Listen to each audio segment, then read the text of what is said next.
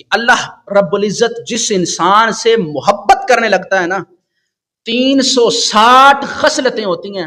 اللہ فرماتا ہے کہ جس سے میں محبت کرنے لگتا ہوں نا 360 خصلتوں میں سے کوئی ایک خصلت اس کے اندر رکھ دیتا ہوں.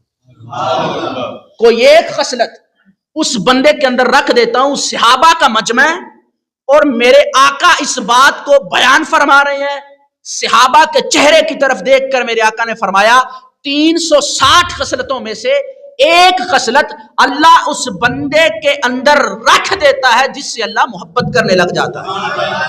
تو سیدنا صدیق اکبر کہنے لگے یا رسول اللہ فدا کا ابی و امی، یا رسول اللہ ہمارے ماں باپ آپ پر قربان ہو جائیں. آقا کیا ہم سب میں سے کوئی ایک بھی ایسا ہے جس میں سے ان ساری خصلتوں میں سے کوئی خصلتیں جمع ہو گئی ہوں؟ تو میرے رسول کریم نے حضرت ابوبکر صدیق کے چہرے کی طرف دیکھا اور آپ مسکرائے اور فرمایا کہ اے ابوبکر میں مصطفیٰ تیرے اندر وہ 360 خصلتیں جمع دیکھ رہا ہوں.